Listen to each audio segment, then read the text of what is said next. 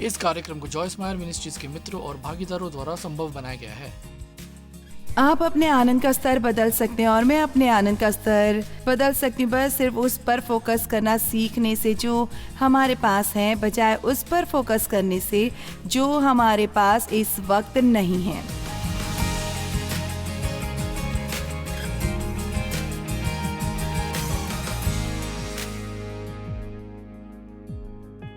आज मैं बात करने वाली हूँ वास्तविकताहीन अपेक्षाओं द्वारा उत्पन्न निराशा के बारे में। मैं चाहती हूँ कि आप सोचें कि इसका क्या मतलब है, क्योंकि मैं हर समय सबको ये बताती रहती हूँ कि आशा से भरे रहें। इसका मतलब यह है कि आप ये अपेक्षा करें कि परमेश्वर आपके जीवन में कुछ महान करने वाले हैं। इसलिए मैं बड़ी सोच के बारे में सपने देखने और परमेश्वर से असंभव करने की अपेक्षा के पक्ष में हूँ, पर हम खुद को निराशा के लिए ही सेट कर लेते हैं जब हम उन चीज़ों पर विश्वास करने लगते हैं। जब बाइबल में भी हमें ये नहीं मिलता कि वे वास्तविक हैं। और मैंने ऐसी 10 बातें ली, मुझे यकीन है कि ये और भी होंगी, पर मैं ये सचमुच सोचती हूँ कि बहुत बार यदि आप सचमुच खुला दिमाग रखें और इसे चुनें कि ये अन्य लोग नहीं है जो हमें नाखुश करते हैं, ये वो हैं जो हम उन लोगों से अपेक्षा करते हैं। जैसे मैं डेव से ये अपेक्षा करती थी कि वो हर समय मुझे खुश रखे, और उसके कई सालों के बाद परमेश्वर ने कहा, क्या तुम डेव को अपने आनंद की जिम्मेदारी देना बंद करोगी? चलो भी, मेरे ख्याल से शायद यहाँ कोई ऐसा ही है। आप जानते हैं, आप नाराज है क्योंकि कोई जिसके साथ आपका रिश्ता है वो आपको खुश नहीं रख रहा, पर शायद आपको अपने खुद के आनंद के लिए खुद जिम्मेदारी लेने की ज़रूरत है। और परमेश्वर ने खुश होने की हमें खुद की बातों के लिए जिम्मेदारी लेनी पड़ती है। तो इसने डेव से एक बहुत बड़ा बोझ हटा दिया जब अंत में मैंने उस पर निर्भर करना छोड़ दिया। और कुछ लोग ये अपेक्षा करते हैं कि सारा समय दूसरे लोग उन्हें अच्छा महसूस कराते रहें, और आप जानते हैं इससे शायद कोई बिल्कुल थक ही जाए। मेरा मतलब, जब आप लगातार उन्हीं पर ही निर्भर रहें कि वो आपको आपका उत्साह बढ़ाने में मदद करें और इधर उधर दौड़ें आपके लिए, ये लाए वो लाए, और आप खुद के बारे में खुश महसूस करें, तो अब आपके साथ और रिश्ता रखना ही नहीं चाहेंगे। तो जब आप ये जानते हो कि आप मसीह में क्या हैं और आप स्वयं के बारे में अच्छा महसूस करते हैं, फिर आप वो काम किसी और पर नहीं लाद रहे, और ये रिश्तों को स्वस्थ और परिपूर्ण बनाता है। बस कुछ शुरुआती टिप्पणियां हैं। यहाँ हम पर्वत की चोटी पर जीवन नहीं जीते और उस हकीकत का सामना करना में तैयार करना असली जिंदगी का सामना करने के लिए। आप देखें, हालांकि मैं विश्वास करती हूँ बड़े बड़े सपने रखने का हमें असली जिंदगी के लिए भी तैयार होने की ज़रूरत है। कुछ ऐसे समय होते हैं जिनका हम तब आनंद लेते हैं जब वो जीवन के पर्वत शिखर पर होते हैं, पर जब ये बात जानते हैं कि हम अपना ज़्यादातर जीवन आम रोज़मर्रा की ज़िंदगी में जीते हैं।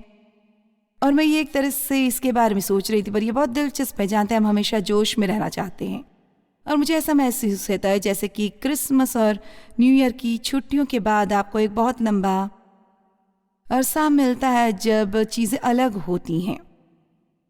और ज़्यादातर लोग कहते हैं, मुझे खुशी है जब मैं कुछ अलग करता हूँ, मैं चाहिए जिसे मैं कहती हूँ जीवन में कुछ मसाला, थोड़ा कुछ एक्स्ट्रा। कभी कभार बर्थडे पार्टी, नया ड्रेस, छुट्टियाँ, हमें ऐसी बातें चाहिए जो हमें झंझोरे और इसे अलग बनाए। पर ज़्यादातर जीवन तो यही होता है कि सुबह उठना और रात को सोने जाना, उठना और सोने जाना, काम पर जाना, घर की सफाई करना, किसी को देखना कि वो इसे गंदा कर रहा है तो इसे साफ करना, घर जाना, चर्च जाना, ग्रोसरी स्टोर जाना, खाना खाना, सब कबाड़ा साफ करना। राइट, तकरीबन हर दिन यही होता है। मेरे ख्याल से शैतान के साथ खेलने के लिए ये बहुत बढ़िया खेल है।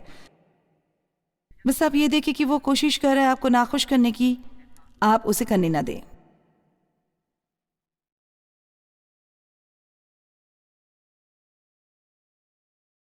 क्योंकि सबसे ज्यादा यह है कि शत्रु ये नहीं चाहता कि हम खुश रहें। यदि संसार खुश मसीहों से भरा हो तो बहुत से लोग ऐसा बनाना चाहेंगे। आमीन।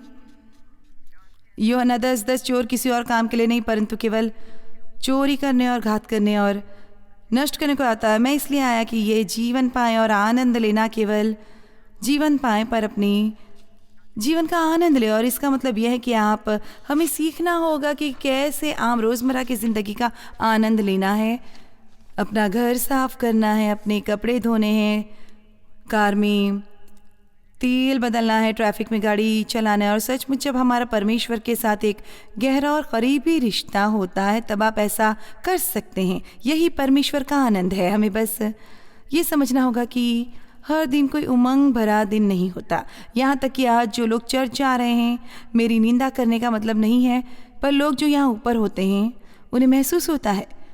बहुत बार लोगों में यह अपेक्षा होती है कि उनका मनोरंजन हो जब वो चर्च आएँ, और ये उससे कहीं दूर हैं जो हमें महसूस करना चाहिए जब हम यहाँ चर्च जाते हैं और वहाँ ऊपर लोग वर्शिप टीम से प्रीचर तक, मीडिया के लोगों से, जो कुछ भी हो, हमें ऐसा महसूस नहीं होना चाहिए जैसे हमें आपका मनोरंजन करना होगा। हम यहाँ आपको वो बातें बताने के लिए हैं जो आपका जीवन बदल देगी और आपको आज़ाद करेगी और आपको अगले सप्ताह यहाँ लाएगी चेहरे पर मुस्कान लिए हुए। जो जीवन आपके पास है वो जीवन है, और इससे नफरत करने पर आपको कोई और जीवन नहीं मिल सकता। आमीन। उन चीज़ों से भागना छोड़ दे जो आपके पास है और सीखे कि कैसे उन्हें अपनाना है और आनंद लेना है।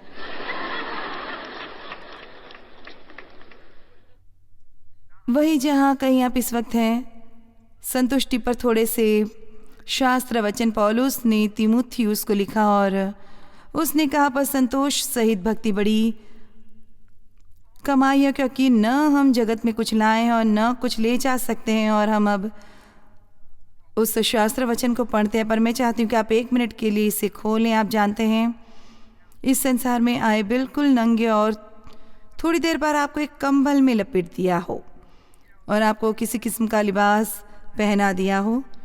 मेरा सबसे छोटा बेटा क्रिसमस की शाम के कुछ घंटे पहले पैदा हुआ था, तो उन्होंने उसे लाल सेंटा क्लॉज का सूट और एक हैट पहना दी। तो आप आते हैं बिल्कुल कुछ ना लिए और फिर जल्दी ही आपको कुछ मिलता है पहनने को, कुछ कपड़े, और जब आप बाहर जाते हैं तो आप कोई नंगे नहीं होते, आपके फेवरेट कपड़े होते हैं। इसमें से कुछ भी आपके साथ नहीं जाएगा, एक भी चीज़ नहीं। मैं बस चाहती हूँ कि आप बस सोचें। मैं सोचती हूँ कि पता नहीं कितने लोगों ने रिश्ते तबाह कर लिए क्योंकि वो और ज़्यादा पैसे कमाने में व्यस्त है। और बहुत बार आप यहाँ तक कि अपने पिता को भी ये कहते सुनते हैं। खैर, मैंने ये सब किया अपने परिवार के लिए। मैं चाहता था कि तुम सब लोगों को हर चीज़ मिले। फिर उनके बच्चे बड़े हो जाते हैं और वो उनके साथ कोई रिश्ता नहीं रखते, क्योंकि जो असल में उनके बच्चे उनसे चाहते थे वो था, उन्हें उनका समय चाहिए था। ज़रूरी नहीं कि उन्हें उनका पैसा चाहिए था। आप में से बहुत से जानते हैं कि टॉमी बनेट कौन है, और जानते हैं उसने एक यात्रा की एक प्रचारक के रूप में। वो अपने पूरे जीवन बहुत व्यस्त था, पर उसके बेटे दोनों अब एक फिनिक्स में ड्रीम सेंटर चलाता है और एक लॉस एंजलिस में ड्रीम सेंटर चलाते हैं, और वे सब मिनिस्ट्री में हैं और ये सब एक बढ़िया परिवार है। पर उनके बच्चों ने हमें बताया कि कैसे कि चाहे वो दुनिया में कहीं भी होता था, यदि उनकी कोई फुटबॉल गेम या बास्केटबॉल गेम होती है या चाहे जो कुछ भी, तो आधी दुनिया से भी उड़कर आता और उनकी गेम में मौजूद रहता और फिर वापस जाता जहाँ वो काम कर रहा होता। और यही है जो रिश्ते मजबूत बनाते हैं, यह है समय देना। और मैं आपको एक सच बताऊंगी, मेरे लिए किसी को अपना पैसा देना आसान है बजाय समय के। हम हैं, मैंने उस दिन ये पढ़ा था, हम हैं इस धरती पर अमेरिकन सबसे व्यस्त लोग हैं। पर मैं बस थोड़े पल लेना चाहूँगी आपसे इसे अनपैक्ट करने के लिए, कि आपको ये सोचने पर लगाऊं कि आप क्या कर रहे हैं। जानते हैं, आप और ज़्यादा मेहनत कर सकते हैं और रिश्तों की तरफ बिल्कुल भी ध्यान नहीं रख सकती ताकि आपको थोड़ा और पैसा मिल सके और थोड़ा बड़ा घर और एक थोड़ी बेहतर कार और कुछ और ज़्यादा कपड़े और वो जूतों की कोई ख़ास जोड़ी या जो कुछ भी है। ठीक है, मैं ये नहीं कह रही ये आनंद देती हैं, जानते हैं मुझे वो चीज़ें पसंद है। पर एक दिलचस्प बात मेरे साथ जुड़ी हुई है, जितना ज़्यादा मैं बूढ़ी हो रही हूँ उतना ज़्यादा मैं चीज़ों से उत्तेजित होती जाती हूँ। मैं बस कामना करती हूँ कि मैं एक पुस्तक लिखने वाली हूँ, एजिंग ग्रेसफुली, और उसका सबटाइटल होगा एजिंग विदाउट गेटिंग ओल्ड, क्योंकि आपको बूढ़े होने की ज़रूरत नहीं, पर हम सब उम्र दराज होते हैं। पर मैं आपको बता रही हूँ कि जिस समय तक आप उस उम्र तक पहुँचेंगे जहाँ मैं हूँ, जिसे मैं अपनी उम्र में रोज़ नहीं रखती, मैं 75 की हूँ, जब तक आप इस उम्र में जाएंगे जहाँ मैं हूँ, जब तक आप इस उम्र में जाएंगे जहाँ मैं हूँ, आपके अनुभव से इतना सीख लिया है, और हम ये भी सीख लेते हैं कि क्या महत्वपूर्ण है और क्या महत्वपूर्ण नहीं है। और मैं बस आपको बता सकती हूँ, रिश्ते, अच्छे मजबूत रिश्ते, ख़ासकर अपने परिवार के साथ, वो सबसे मूल्यवान चीज़ है जो आपके पास है, और आप किसी भी चीज़ को इन्हें स्वस्थ बनाए रखने के आगे तरजीह नहीं देते।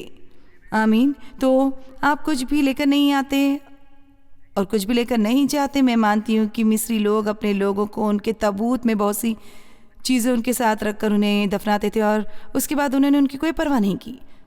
तो फिलिपियो 4:11-13 में पौलुस ने कहा, ये नहीं कि मैं अपनी घटी के कारण ये कहता हूँ, क्योंकि मैंने ये सीखा है, सब लोग का ही सीखा है, कि जिस दशा में हूँ उसी में संतोष करूँ। मुझे बहुत सी खुशी है कि पौलुस ने कहा कि उसने बहुत सी बातें सीखी हैं, उसे सब कुछ मालूम नहीं था जब उसने शुरुआत की, और मैं सोचती हूँ कि अंत में उसने ये सब कैसे सीखा, संतुष्ट रहना। और आगे ये कहता है, जो मुझे सामर्थ्य देता है उनमें सब कुछ मैं कर सकता हूँ। पर हम इस शास्त्र वचन को संदर्भ से बाहर ले जाते हैं, लोगों को ये महसूस कराते हुए कि वो जो चाहे वो कर सकते हैं, और ये वो मतलब नहीं है जो ये शास्त्र वचन कह रहा है कि मैं दीन होना भी जानता हूँ और बढ़ना भी जानता हूँ, हर एक बात और दशाओं में तृप्त होना, दोनों ही तरह से मसीह में जो मुझे सामर्थ्य देता है। तो मुख्य चीज़ों में से एक जो परमेश्वर चाहते हैं कि हम करें, वो है कि हम उनके सामर्थ्य प्राप्त करें, वैसा ही बनने के लिए, चाहे हालात कुछ भी हो। चलो भी अब ये कहलाती है आत्मिक सिद्धता, वैसे ही बनना प्रिय, प्रेम करने वाले और प्रसन्न चित्त। मैं जाकर इन लोगों से बात करने वाली हूँ। आप लोग क्या आप नहीं सोचते कि स्थिरता हमारा लक्ष्य होना चाहिए? और जानते, पिछले सप्ताह मैंने एक परीक्षा दी और मैं इसमें पास नहीं हुई, पर हमारा यही लक्ष्य होना चाहिए। और सचमुच शैतान बस यही कर रहा है, वो इन बातों की परवाह नहीं कर रहा, वो बस आपको परेशान करना चाहता है, क्योंकि हम जब परेशान होते हैं तो हम कुछ ऐसी बातें करते हैं जो गलत होते हैं, और हमें कुछ गलत फैसले मिल जाते हैं और बाद में हमें हताशा मिलती है। तो मैं आपको बुलाना चाहूँगी खेल खेलने के लिए जो मैं खेल रही हूँ, और बस देखिए कि कितनी बार आप शैतान को क्रोधित कर सकते हैं, बस स्थिर रहने के द्वारा, स्थिर रहने के द्वारा। जानते सारा समय डेव क्या कहता है, कुछ होगा जिसकी वो उम्मीद नहीं कर रहा था, और वो बस कहता है, इससे प्रभावित नहीं हुआ शैतान। उदाहरण के लिए हमारे घर में एक आंगन है, जिस एक इलेक्ट्रिक गेट है जिसके खोल कर आपको अपनी कार पार करनी पड़ती है, और हमें इससे काफ़ी परेशानी हो रही थी, तो हमें वो रिपेयर में देना पड़ा, वो गलत था। तो जब डेव ने इससे अपनी कार गुजारी तो आधे रास्ते ही पहुंचा था कि उसकी कार पर गेट बंद हो गया, तो उसकी कार एक ही तरफ बड़ी सी खरोच लग गई, जिसके लिए हमें पैसे देने पड़े। और आप कह सकते हैं कि आपको बहुत गुस्सा आ सकता है, या आप ये कह सकते हैं कि शैतान मैं बिल्कुल भी प्रभावित नहीं हुई, बिल्कुल भी नहीं।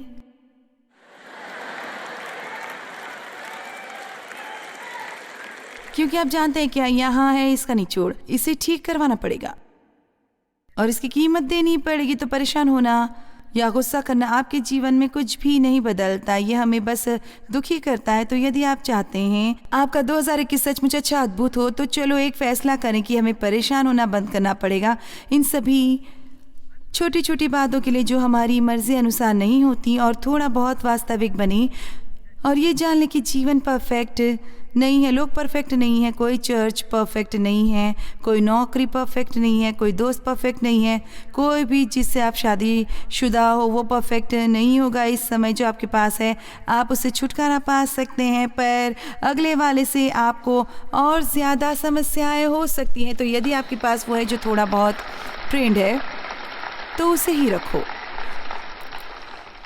इसके पीछे लगे रहो। आप देखिए, मेरे ख्याल से इसके पीछे रहें। आमीन। मेरे ख्याल से कहीं चलते चलते पौलुस ने अपना नज़रिया बदल लिया। उसने फैसला किया कि बातों पर थोड़ा अलग तरीक़ों से देखा जाए। तो जब इस तरह की बातें होती हैं तो कैसा हो कि आप इसकी तरफ कुछ इस तरह से देखें जैसे कि बस ये शैतान है जो मुझे परेशान करने की कोशिश कर रहा है। क्या आप मेरे साथ कह सकते हैं, ये बस शैतान है जो मुझे परेशान करने की कोशिश कर रहा है। मैं वहाँ रह चुकी हूँ। नहीं, धन्यवाद। मैं अपनी शांति नहीं गंवा रही, मैं अपना आनंद नहीं गंवा रही। इस सर्विस में इससे पहले किसी ने कहा था अपनी शांति बनाए रखने के बारे में, क्योंकि परेशान होना इसे नहीं बदलता। मेरे ही जीवन की एक कहानी है बहुत बहुत अरसा पहले की, मेरा मतलब है शायद 30 साल पहले की, जब मैं पहले इन सिद्धांतों को सीखने की कोशिश कर रही थी।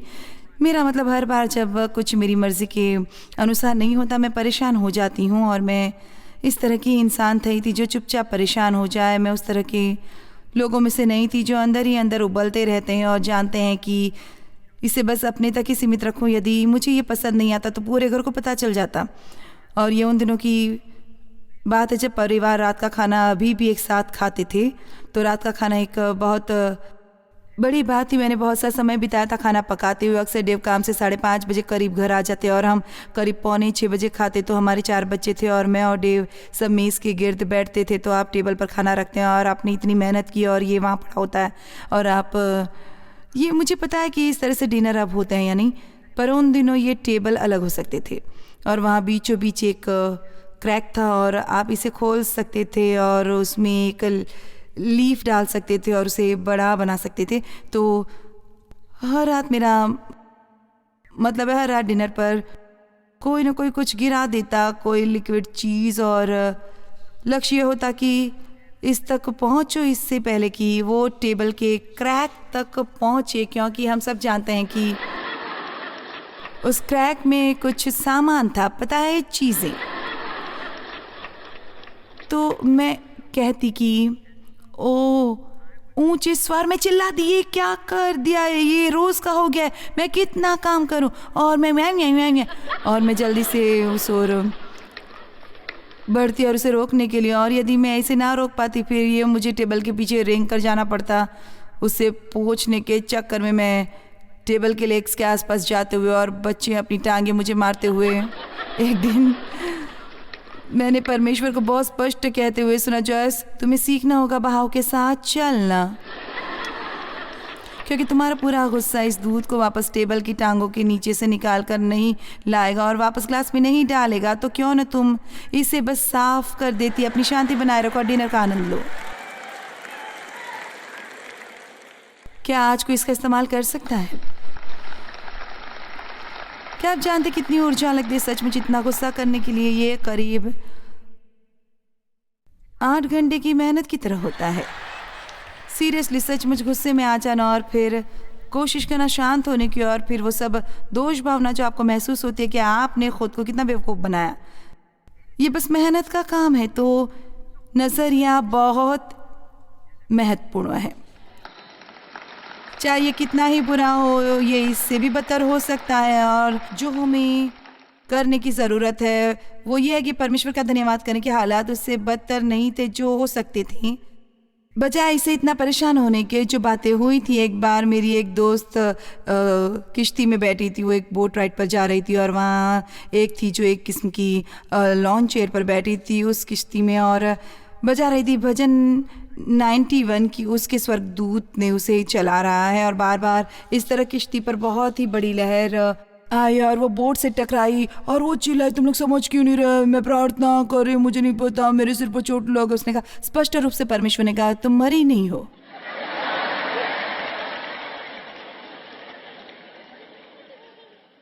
आगे बढ़ो।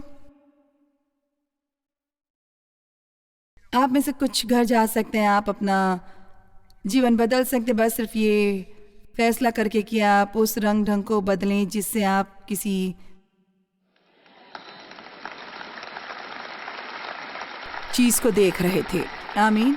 जानते ज़्यादातर लोग जिनका तलाक होता है उनका तलाक हो जाता है क्योंकि वो इस पर ज़्यादा फोकस्ड रहते हैं कि उनका जीवन साथी क्या गलत कर रहा है, कि वो उनके बारे में, उन बातों के बारे में भी नहीं जिनके बारे में वो उनसे प्यार करते थे, इसलिए वो उन्होंने उनसे शादी की थी। नहीं, आप चाहते कि मैं अलग तरह से समझाऊं?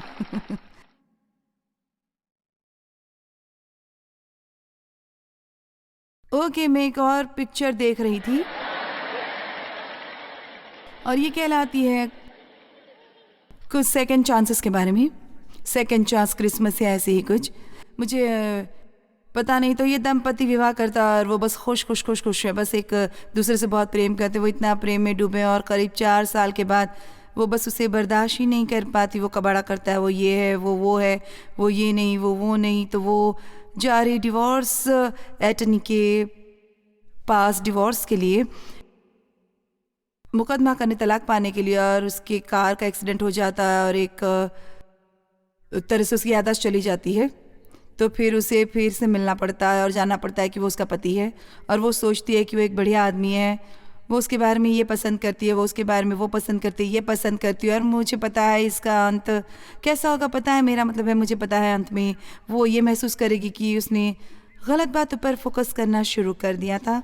क्या आप जानते हैं कि आप अपने आनंद का स्तर बदल सकते हो, और मैं अपने आनंद का स्तर बदल सकती हूँ बस सिर्फ उस पर फोकस करना सीखने से जो हमारे पास है, बजाय उस पर फोकस करने से जो हमारे पास इस वक्त नहीं है। मैं आपके बारे में नहीं जानती, जब मैंने पहले इस तरह की बात पेश होते सुनी कि ये हमारी अपेक्षाएं जो हमें नाखुश करती हैं, इसने सचमुच मेरी बहुत मदद की, क्योंकि मैं जान गई कि बहुत बार हम लोगों से अपेक्षा करते हैं कि वो कुछ बातें करें, और ये उनके स्वभाव में ही नहीं है। सिर्फ इसलिए कि आप कुछ ऐसा करते हैं, आप किसी और से ये अपेक्षा नहीं कर सकती कि वो भी ऐसा करे, क्योंकि वो शायद उस तरह बनाए नहीं गए। ये बहुत बेकार है किसी को वो बनाने की कोशिश करना जो वो नहीं है। मैंने कहा ये बहुत बेकार है किसी को वो बनाने की कोशिश करना जो वो नहीं है। इसलिए आपको उस पर फोकस करना है जो बातें आपको शुरुआत में उनके बारे में पसंद आई थी। देव बर्तन धोता है और वो इसकी सफाई भी करता है, वो इसकी भरपाई भी लेता है। हालांकि कल रात उसने मेरा एक पसंदीदा ग्लास तोड़ डाला। हम अभी भी उस पर चर्चा कर रहे हैं। अब संतुष्ट होने का मतलब ये नहीं है कि हम कभी नहीं बदलेंगे। वो यहाँ जो ग्रीक मतलब एक तरह से बाहर लाता है, वो ये है कि संतुष्ट होना। जब पौलुस ने कहा कि वो संतुष्ट है, तो उसने सीख लिया था कि कैसे संतुष्ट होना है, चाहे वो दीन था या बढ़ रहा होता, वो संतुष्ट था।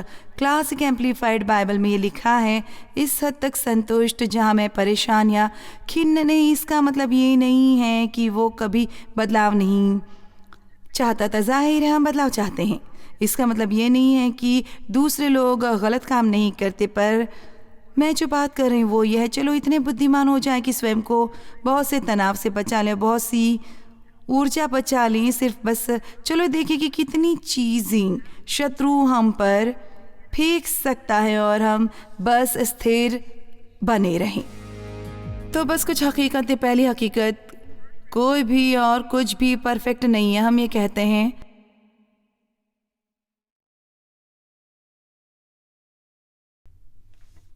और फिर लोग एक चर्च में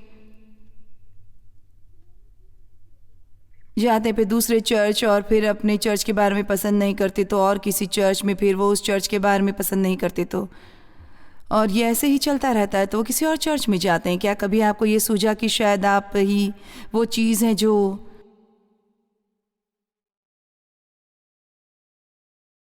नापसंद की जाए? एक औरत 7वीं बार विवाह कर रही थी और हमारा पास्टर उसका विवाह संपन्न कर रहा था, और उसके पास गई और उसने कहा, पास्टर मैं चाहती हूँ कि आप प्रार्थना करें कि ये व्यक्ति मुझसे अच्छा व्यवहार करेगा। और उसने कहा, खैर तुम 7 बार शादीशुदा हो रही हो और शायद तुम्हें ये सोचने की ज़रूरत है कि इन 7 शादियों में तुम ही एक कॉमन डिमोनिटर हो। ओहो, मुझे बस मज़ा आता है आनंद लेने का जब मैं प्रचार कर रही होती हूँ।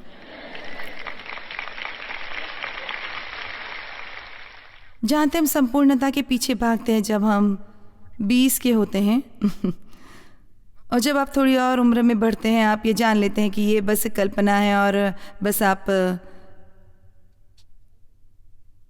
इससे निपटते। असली ज़िंदगी परफेक्ट नहीं होती।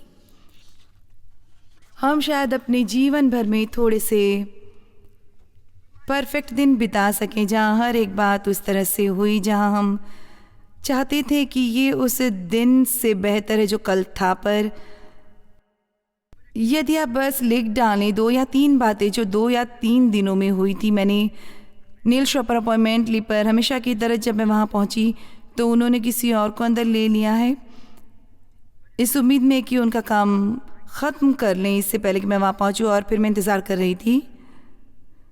मैं इसमें अच्छी नहीं हूँ तो मैंने मेरे लिए प्रार्थना की इस पर विजय पा सकूँ। मेरी अपॉइंटमेंट को आने में देर हो गई थी। किचन सिंक रुक गया था। हमारे घर में एक जनरेटर था जिसके लिए हमने बहुत पैसा दिया था। उसने कभी भी सही से काम नहीं किया, कभी भी नहीं। जब से हमने उसे ख़रीदा था 13 सालों से कभी उसने सही काम नहीं किया। ये वहाँ पड़ा रहता है और ख़ूबसूरत लगता है और फिर जब पावर चली जाती है तो ये ऑन नहीं होता। तो हमने अभी अभी इसकी मरम्मत करवाई और उन्होंने कहा ओ मदरबोर्ड ख़राब हो गया है, ये ख़राब हो गया है, वो ख़राब हो गया है, ये ठीक नहीं है। पहली बार इसे ऑन होना था तो ये चला नहीं। यही वो टेस्ट जो पिछले हफ्ते मैंने पास नहीं किया। और मैं चिल्लाई और चीखती रही करीब 45 मिनट तक और फिर मैं थक गई और उसने इसे बदला नहीं, इसने उसे ठीक नहीं किया। मुझे फिर भी मरम्मत करवाने वाले को बुला पड़ा और उसे फिर से करवाना पड़ा। तो क्या कोई मेरी बात समझ रहा है? कुछ ऐसे दृश्य आप खाना बनाने की कोशिश कर रहे हैं और आप पाते हैं कि आप मीट खरीदना तो भूल ही गए। विकल्प हमारे पास विकल्प है। प्रभु हमारे पास विकल्प है। परेशान हो जाओ, मेनू बदल दो या खामोश हो जाओ और जाकर मीट लेकर आओ। कोई आपको नाराज करता है, आपको गुस्सा दिलाता है और यह बिना चेतावनी के आप पर आ पड़ता है। आप मसीह फल का प्रदर्शन नहीं करते। विकल्प आप गुस्से में रह सकते हैं, आप उन्हें धिक्कारें और इसे और भी बदतर बना दें, या परमेश्वर के आगे प्रायश्चित करें। जाइए जाकर उस व्यक्ति से कहें कि आपको अफसोस है, दोष भावना को छोड़ दीजिए और आगे बढ़िए।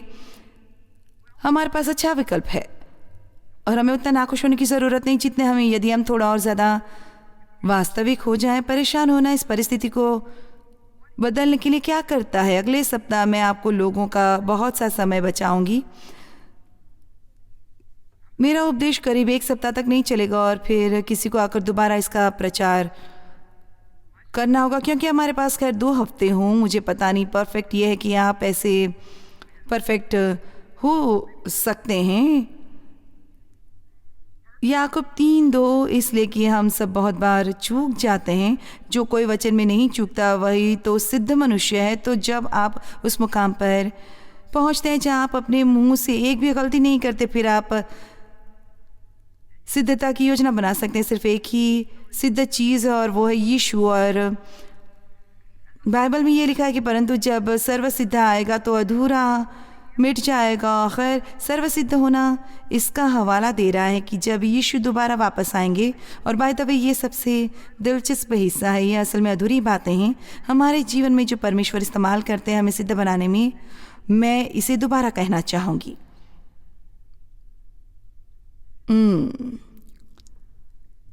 ये असल में अधूरी बातें हैं हमारे जीवन में जो परमेश्वर इस्तेमाल करते हैं हमें सिद्ध बनाने में। आप कैसे सीखते हैं कि कैसे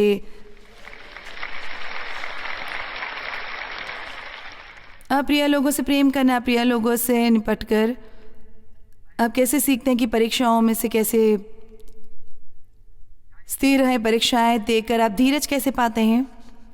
मुझे यीशु के बारे में ये शास्त्र वचन बहुत पसंद है। यहाँ लिखा है कि वो तैयार किए गए और लैस किए गए अपनी सेवकाई के लिए हमारे महायाजक के रूप में उन चीज़ों के कारण जिसका दुख उन्होंने उठाया। और उससे गुजरे और उसका अनुभव किया, कोई भी किसी की वैसी मदद नहीं कर सकता उसके मुकाबले जो स्वयं इससे गुजरा हो। कोई भी किसी की वैसी मदद नहीं कर सकता उसके मुकाबले जो स्वयं इससे गुजरा हो। तो जब सचमुच शैतान आप पर हमला करता है, आपको उसे बताने की ज़रूरत है। तुम्हें अफसोस होगा कि तुमने ऐसा किया, क्योंकि मैं परमेश्वर, मुझे इसे पार पहुंचाने वाले और मुझे कुछ अनुभव होने वाला है और मैं इसका इस्तेमाल करूंगी दूसरे लोगों की मदद के लिए।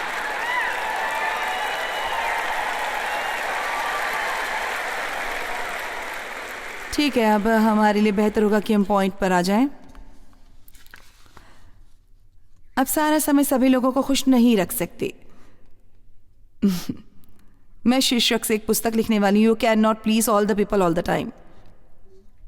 आप क्यों सभी लोगों को सारा समय खुश नहीं कर सकते, क्योंकि हर कोई आपसे कुछ अलग ही चाहता है। तो अंत में आप करने लगते हैं ये करने की कोशिश, वो करने की कोशिश, ये करने की कोशिश, कि आपका दिमाग खराब हो जाता है और अंत में आप ये जान लेते हैं कि मैं बिल्कुल भी अपने जीवन का आनंद नहीं ले रहा। इस प्रक्रिया में हम अपनी किस्मत को देते हैं। हम सचमुच अब और परमेश्वर को पसंद करने वाले भी नहीं हैं, क्योंकि हम इससे व्यस्त हैं अपने आसपास के लोगों को खुश करें। और यदि आप सचमुच वो व्यक्ति बनना चाहते हैं जो परमेश्वर चाहते हैं कि आप बने, तो आप सीखें कि कैसे नकारे जाएं और आपको इसकी परवाह ना हो। मेरा मतलब ये नहीं कि इससे दुख नहीं होगा, पर आप इसकी इतनी भी परवाह नहीं कर सकते कि आपको अपना फैसला बदलना पड़े। गलातियों 1:10 पौलुस ने कहा, क्या मैं अब तक मनुष्य को प्रसन्न करता रहा परमेश्वर को, या क्या मैं मनुष्य को प्रसन्न करने की कोशिश करता रहा? और मुझे ये बहुत पसंद है, यदि मैं अब तक मनुष्य की ही प्रसन्नता करता रहा तो मसीह का दास न होता। उसने कहा, तुम कभी भी प्रेरित नहीं बन पाता यदि वो मनुष्यों को प्रसन्न करने की कोशिश करता रहता। और मैं अपने खुद के जीवन पर पीछे मुड़कर देख सकती हूँ और मुझे यकीन आप में से बहुत से बस ये हकीकत कि आप ये स्टैंड लिया और आपने ये स्टैंड लिया और आप अधिक समर्पित मसीह बने। शायद आपने लोग जो देखे वो वैसे नहीं, आप नकारे गए, पर आप परमेश्वर के करीब हैं। शुरुआत में कोई भी नहीं था जो मेरे पक्ष में होता। मेरा मतलब शुरुआत में तो डेव को भी ये पसंद नहीं आया। मेरा मतलब है परमेश्वर ने बहुत जल्दी ही उससे निपट लिया और बस कुछ ही हफ्ते लगे और वो लाइन पर आ गया। और जानते हैं तब से हम अच्छे हैं, बहुत ही अच्छे हैं, क्योंकि आप जानते हैं डेव एक बुद्धिमान व्यक्ति हैं और परमेश्वर ने मुख्यतः उससे कहा, मैंने उसे ये करने के लिए बुलाया है।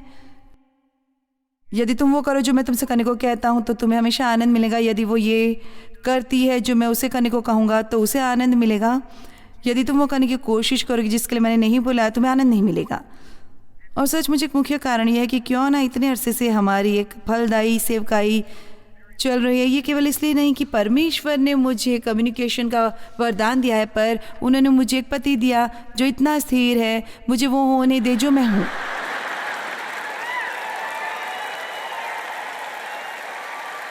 और मैं आपको ये बता दूं कि इसमें परमेश्वर का एक महान इंसान होना ज़रूरी होता है। यूहन्ना 12:42 और 43 तो भी सरदारों में से भी बहुतों ने उस पर विश्वास किया, परंतु फरीसियों के कारण प्रकट में नहीं मानते थे। ऐसा न हो कि आराधनालय में से निकाले जाए। ये कितने दुख की बात है। जानते हैं यीशु काफ़ी क्रांतिकारी थे और जब वो आए तो वो बातें जो वो कह रहे थे और जिनका वो प्रचार कर रहे थे वो पुरानी धार्मिक संसार के साथ मेल नहीं खाती थी। वो थोड़ा हटकर थे ऐसी बातें कहते हुए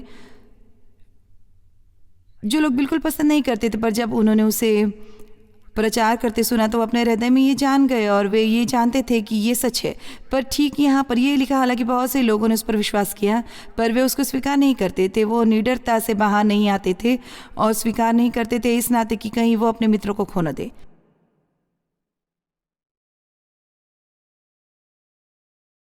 आपका कोई भी ऐसा मित्र नहीं है जो इस काबिल हो कि उसके बदले आप यीशु से रिश्ता गंवा दे। आमीन।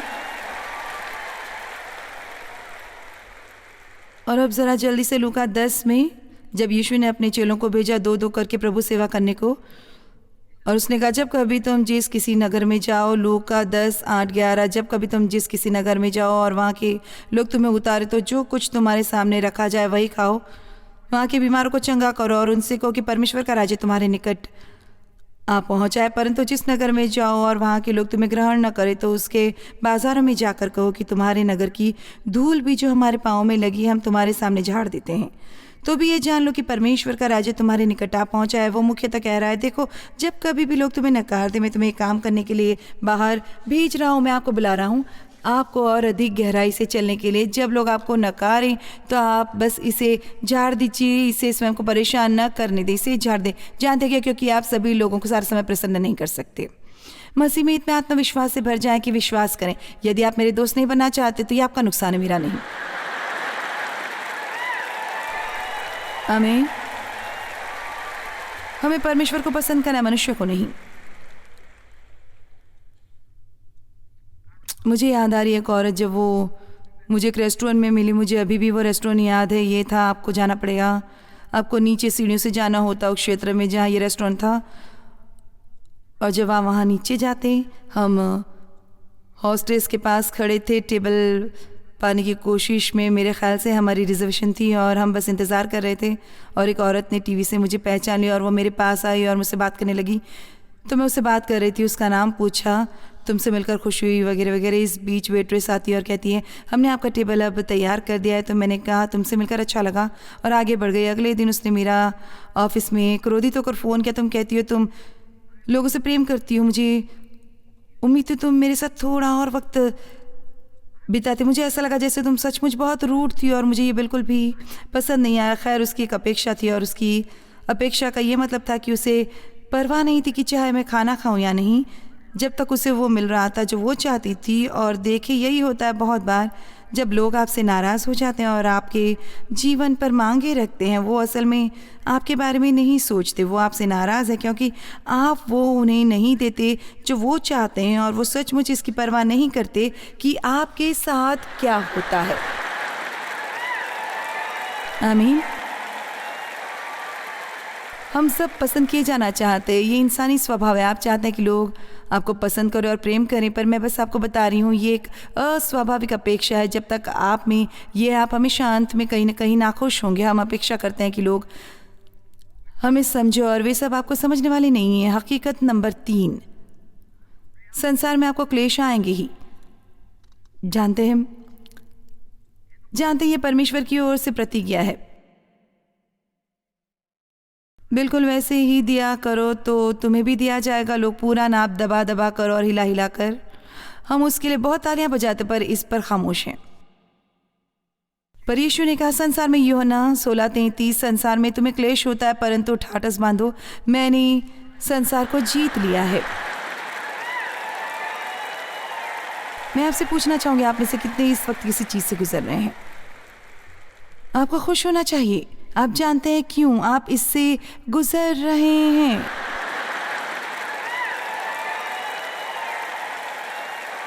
आप किसी ऐसे स्थान पर बीचों बीच नहीं फंसे जहाँ से आप कभी कभार नहीं निकल पाएंगे। उससे आप जिससे गुजर रहे हैं, जब आप आग से गुजरते आप जलेंगे नहीं, आप नदी से जाएंगे आप डूबेंगे नहीं। जब आप गुजरेंगे, हाँ चाहे मैं घोर अंधकार से भरी हुई तराई में होकर चलूँ तो भी हानि से न डरूंगा, क्योंकि तू मेरे साथ रहता है। बेशक हम गुजर रहे हैं, पर विश्वासियों के लिए ये एक अच्छी खबर है, क्योंकि मसीह के बिना संसार इससे गुजर नहीं पाएगा। पर आप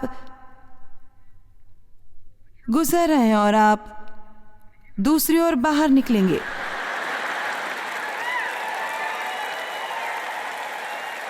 ये उन शिष्यों की तरह, और एम्प्लीफाइड बाइबल में लिखा है मरकुस अध्याय 4 में, यीशु ने अपने चेलों से कहा चलो उस पार चले। मुझे ये बहुत पसंद है, चलो दूसरी ओर पार चले। दरअसल सबसे पहला रिकॉर्डेड संदेश जो उन दिनों एक टेप पर था वो इन्हीं शास्त्र वचनों पर आधारित था, चलो दूसरी ओर पार चलें। और क्या हुआ? अगली बात जो हुई उसके बाद जब यीशु ने कहा चलो उस पार चले, वो एक चक्रवात का भारी तूफान था जो उठ खड़ा हुआ और वो यीशु को न ढूंढ सके क्योंकि वो सोए हुए थे। हर तूफान की फोरकास्ट नहीं होती। आपको ये पसंद नहीं आया जब आप सोचते हैं कि आप कहीं जा रहे हैं, आप सोचते हैं कि आप परमेश्वर की आज्ञा मान रहे हैं, आप बाहर निकलते हैं कि एकदम अचानक बड़ा तूफान आ जाता है और आपको यीशु कहीं नहीं मिलते। वो उठे और उन्होंने तूफान को शांत किया। फिर उन्होंने शिष्यों को डांटा कि उनमें अल्प विश्वास था और वो डर गए थे। और फिर उससे अगले ही वचन में लिखा है, और वो दूसरी ओर आ पहुंचे। और मुझे ये बहुत पसंद है। चलो दूसरी ओर चलें। कभी भी जब आप किसी ओर जाते हैं जो आपके जीवन में प्रगति लाने वाला है, तो आपको बीच में एक तूफान मिलेगा। मैं जानती हूँ ये एक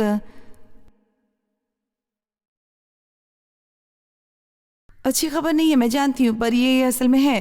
क्योंकि यदि आप तैयार है वास्तविक जीवन से निपटने के लिए, बस एक फैसला करो। इस वर्ष में और ज्यादा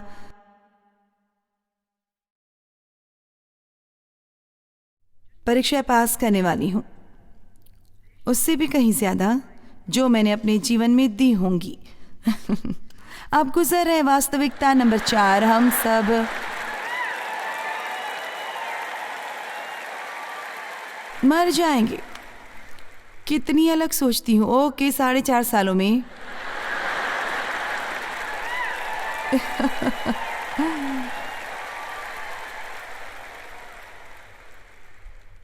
मैं 80 की हो जाऊंगी, तो 14.5 साल में 90 की हो जाऊंगी। अब डोडी ने मुझसे वादा लिया है कि यदि वो 100 साल तक जीती है तो मैं उठूंगी और उसकी बर्थडे पार्टी पर ज़रूर जाऊंगी। बात यह है कि मैं गाती नहीं हूँ। अब ये नहीं कह रही कि ये नहीं चाहती कि वो 100 साल तक जिए, पर मैंने आज इसके बारे में सोचा। डोडी, अगर ये होता है तो तुम शायद 100 की हो या मैं 90 की।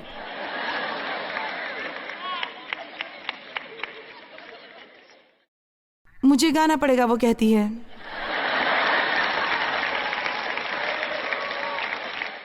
पिछले कुछ सालों में मैंने बातों की और कुछ अलग तरीके से देखा है, क्योंकि मैं जानती हूँ कि इतना लंबा अरसा नहीं होता और मैं अपेक्षा नहीं कर रही कि मैं जल्दी मरूंगी, पर मैं उससे कहीं ज़्यादा करीब हूँ जितना मैं पहले थी। जानते मेरा मतलब, मैं सोचती हूँ कि मैं 75 की, और मैं कहती हूँ सच मुझ पर बाइबल में लिखा है, रोमियो 14:12 में, सो हम में से हर एक परमेश्वर को अपना अपना लेखा देगा।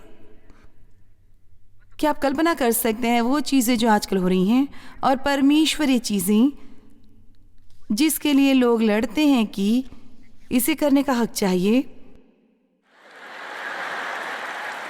और वो कैसा महसूस करेंगे जब वो अपने निर्माता के सामने खड़े होंगे। और मैं अंत नहीं करना चाहती किसी दुखी विचार पर हमें ये जानने की ज़रूरत है कि हम जो करते हैं वो परमेश्वर देखते हैं, हर बात जो आप करते हैं। और हम मसीहों की तरह ही बस बर्ताव नहीं कर सकते जब तक हम चर्च में होते हैं। अपने सभी मसीह दोस्तों के साथ ये होना चाहिए कि जहाँ कहीं भी हम जाएं, खासकर बंद दरवाज़ों के पीछे, आप असल में वो हैं जो आप तब होते हैं जब कोई नहीं देख रहा होता। यही मैं असल में हूँ। मैं जो तब होती हूँ जब मैं सोचती हूँ कि कोई मुझे नहीं देख रहा। छोटी छोटी बातें जैसे निष्ठावान व्यक्ति होना, कुछ बातें जो आप विश्वास द्वारा पा सकते हैं, कोई भी ये नहीं जानेगा, पर परमेश्वर जानेगी जो सही है वो सही करना है, सिर्फ इसलिए कि वो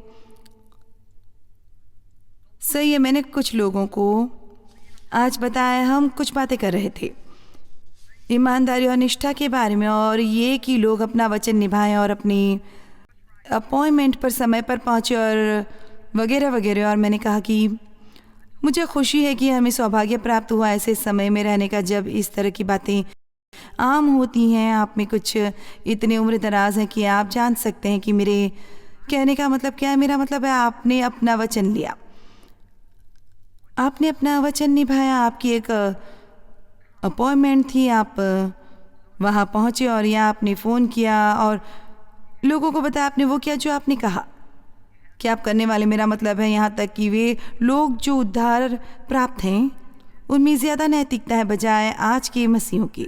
चलो भी यहाँ वो समस्या है जो अब हमारे सामने है। हमारी की पूरी पीढ़ी है जिन्हें ये पता नहीं है कि ये शब्द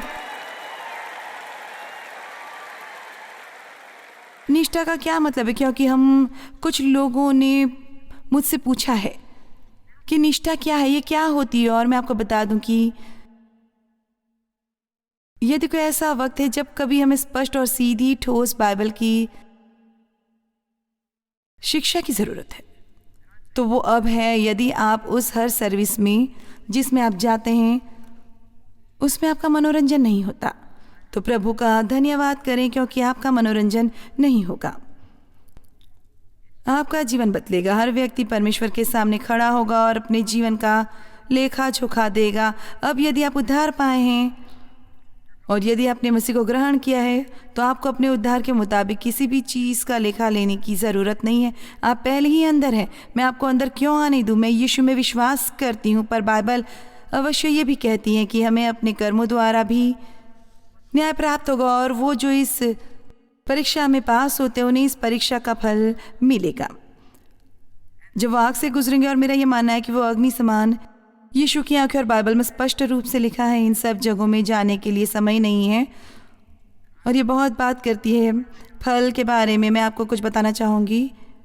कोई जो ऐसे जीवन से गुजरता है जो इतने सिद्ध नहीं है और फिर भी अड़िग खड़ा रहता है, और वो करता है जो सही है, और चाहे वो दोस्त भी गवा दे, और वो सारी चीज़ें जिसकी हम बातें करते हैं वहाँ एक बहुत बड़ा प्रतिफल है। मेरा मतलब है एक फल। परमेश्वर हमें एक फल देने वाले हैं।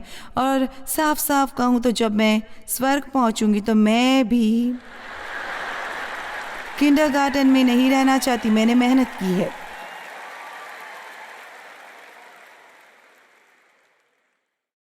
पर बाइबल में लिखा है कि तुम मेहनत कर सकते हो और फिर भी अपना फल गवा सकते हो। यदि जो तुम करते हो, यदि तुम्हारी मंशा सही नहीं है, हम वो नहीं करते जो हम मनुष्य को दिखाने के लिए करते हैं, या प्रशंसा पाने के लिए, या मनुष्य को प्रसन्न करने के लिए। हमें जीना होगा इस विश्वास पर कि परमेश्वर वो हर बात देखते हैं जो वो करते हैं। क्या आज कोई मेरी बात यहाँ समझ रहा है? क्या कोई है यहाँ पर?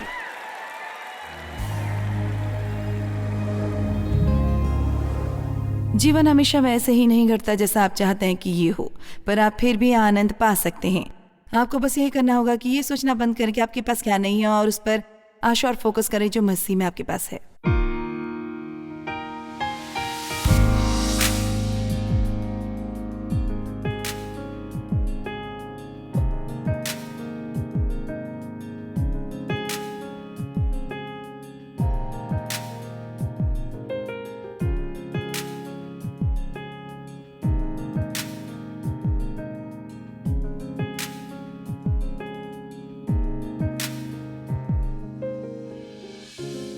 इस कार्यक्रम को जॉयस मायर मिनिस्ट्रीज के मित्रों और भागीदारों द्वारा संभव बनाया गया है।